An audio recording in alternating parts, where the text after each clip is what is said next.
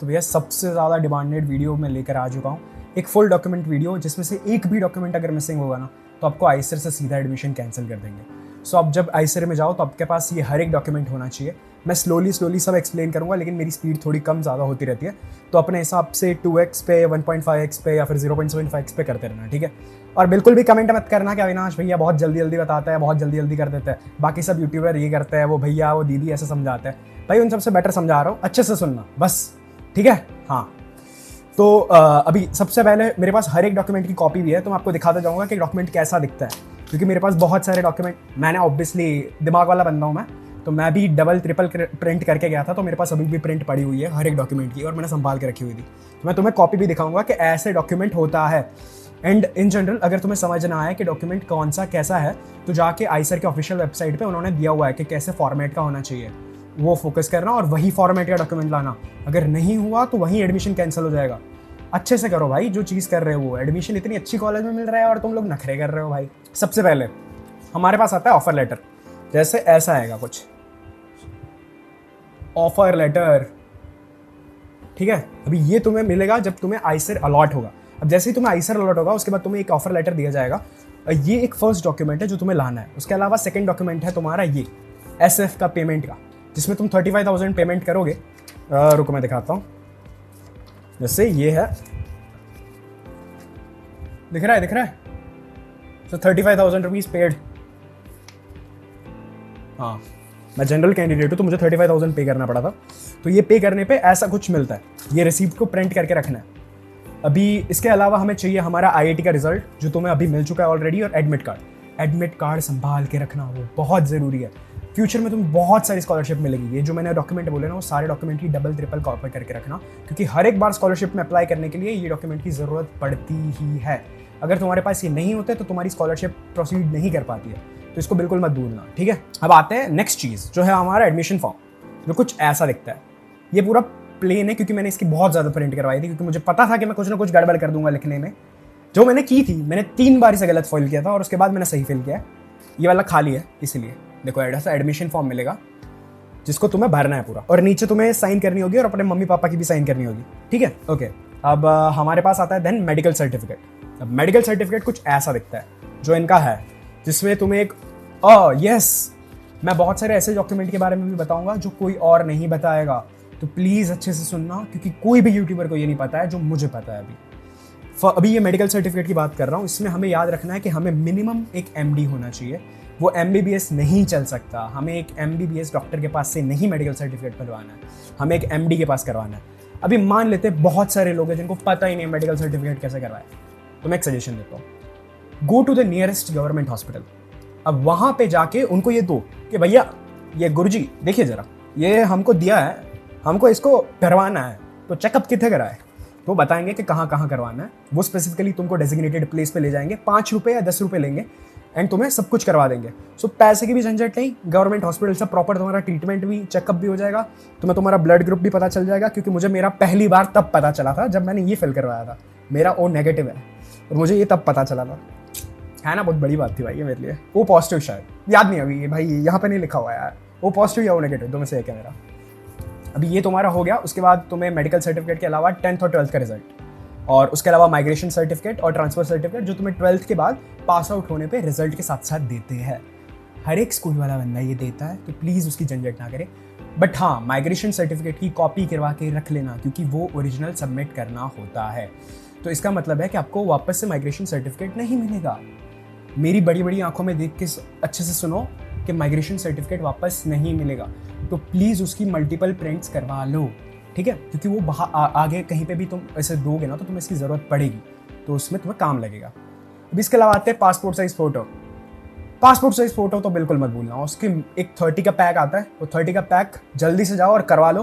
पीछे white background रखना, क्योंकि बहुत जगह पे वाइट बैकग्राउंड मांगता है, तो इसलिए वाइट बैकग्राउंड वाले ही पासपोर्ट साइज़ फ़ोटो कराओ। इवन JEE वाले भी वही मांगते थे भाई, तो ऐसा करना, 30 करवा लेना। और वॉलेट होता है ना, वॉलेट के अंदर 5-10 डाल देना, क्योंकि भाई तुम्हें पता नहीं होता कब तुम्हें दे जाए। मैंने अपना ID कार्ड घुमा दिया था, और मैं इतना गवार इंसान कि मैं एग्जाम के 5 मिनट पहले घुमाया था। तो मैं एडमिन ऑफिस में गया, मैंने बोला ID कार्ड घूम गया, उन्होंने बोला ठीक है कोई बात नहीं, टेम्पररी ID कार्ड बना देते। ID कार्ड बनाया, फोटो लिखाया, मेरे वॉलेट में से निकाला, दिया, स्टैंप लगाया और हो गया। तो बिल्कुल भी फोटोज़ तो बहुत सारी रखना, क्योंकि कॉलेज में तुम्हें पता नहीं है कब कहाँ ज़रूरत पड़ जाए और कितने फॉर्म्स फिल करवाएंगे तुमसे, तुमको भी नहीं पता अभी। देखो मेरी स्पीड ज़्यादा लग रही होगी ना, स्लो डाउन करो, चलो स्लो डाउन करो, मैं पकड़ लेता हूँ भाई तुम लोग को। अभी आती है कैटेगरी एंड रेसिडेंशियल सर्टिफिकेट।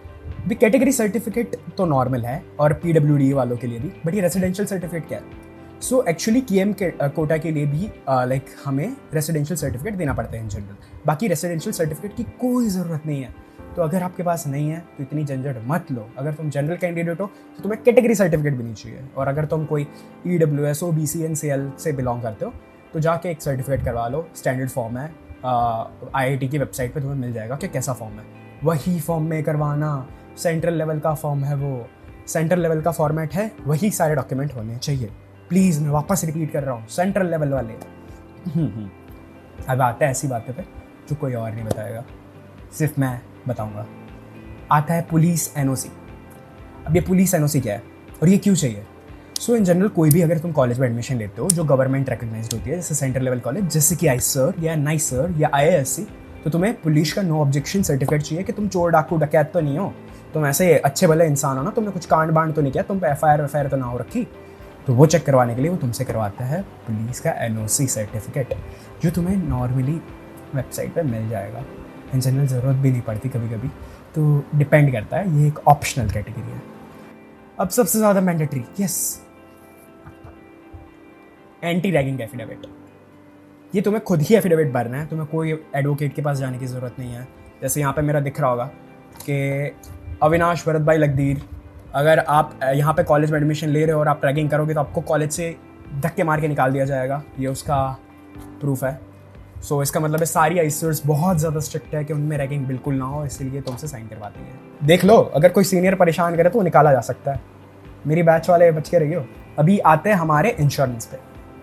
अब मैं बता रहा हूँ, ये कोई ICER वाला नहीं बताएगा, कोई भी यूट्यूबर नहीं बताएगा। इंश्योरेंस मत लो, आलतू फालतू बैंक वाले सब इंश्योरेंस देते हैं, मत लो। हर एक कॉलेज का खुद का इंश्योरेंस होता है। आप वहाँ जाओगे, आपके पास से वो पैसे देने के बाद वो देंगे, और वो ज़्यादा अच्छा है, वो ज़्यादा अच्छा है, उसे क्यों नहीं लोगे आप? पता है उसका पर्क्स क्या है? कि आप नॉर्मल इंश्योरेंस कराओगे ना तो आपको रीइंबर्स खुद को बार बार करवाना पड़ेगा, कोई भी कुछ भी चेकअप के बाद। बट ये वाले इंश्योरेंस पे वो खुद कॉलेज ही रीइंबर्स करवा देगी, तो तुम्हें पैसे ही नहीं देने पड़ेंगे। तो कॉलेज से इंश्योरेंस लो रेदर देन बाहर से लेने की।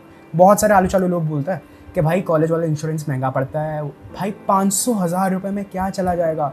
इतनी मेहनत बच जाएगी, तुम्हें पता नहीं है तुम्हें कितने धक्के खाने पड़ेंगे इंश्योरेंस कंपनी के पास वरना। अब आधार कार्ड को तो मत ही भूलना, ठीक है? आधार कार्ड की तो 10-15 ज़ेरॉक्स तुम्हारे फोल्डर में होनी चाहिए, डॉक्यूमेंट फोल्डर में। एंड द लास्ट एंड सबसे ज़्यादा इंपॉर्टेंट है, एक SBI का बैंक अकाउंट बनवा लो भाई। SBI का बैंक अकाउंट इतना मैंडेटरी है कि हर एक जगह पे इन जनरल ज़रूरत पड़ जाती है। मान लो कि आपकी कॉलेज वाले नहीं भी मांगते, जो ICER पुणे तो मांगती है, तो इन जनरल फ्यूचर में काम लग जाएगा, क्योंकि SBI का अकाउंट लाइक लोन में बहुत हेल्प करता है। अगर तुम्हें स्कॉलरशिप मिल रही है तो उसमें बहुत हेल्प करता है। इवन अगर तुम लोग EWS कैंडिडेट हो या फिर तुम्हें स्टूडेंट लोन चाहिए फ्री ऑफ कॉस्ट, तो तुम्हें SBI के थ्रू मिलेगी, जिसमें तुम्हें कोई इंटरेस्ट पे नहीं करना होगा। तुम्हें 6 साल तक 1 रुपये इंटरेस्ट नहीं पे करना है, और सारा खर्चा तुम्हारा गवर्नमेंट उठाएगी, खाना पीना सोना बना सब, हॉस्टल भी। अभी इसके अलावा अगर मेरे पास कोई भी और इंपॉर्टेंट अपडेट होगी तो मैं कमेंट सेक्शन में पिन कर दूंगा, और यही सारे मेन डॉक्यूमेंट है जिनकी ज़रूरत पड़ती है। तो अगर इनमें से एक भी मिसिंग है तो जल्दी से भागो, गवर्नमेंट ऑफिस पे भागो, दौड़ो और जल्दी से प्रिंट करवा लो, बनवा लो, फोर्ज करवा लो, जो करना है करो, ठीक है? और अगर आपको कोई भी डाउट हो, लिटरली कोई भी डाउट हो, तो कमेंट सेक्शन में बोलो, मैं रिप्लाई करूँगा। और प्लीज़ मेरे ये ईयरफोन्स वगैरह को मत देखो और मत पूछोगे ये किसके हैं, कौन सी ब्रांड के है। भाई इतना सुंदर सुशील शक्ल वाला बंदा है, इतनी अच्छी बॉडी है, तुम उसे देखो ना भाई, तुम क्यों यार, क्या कर रहे हो? चलो ठीक है।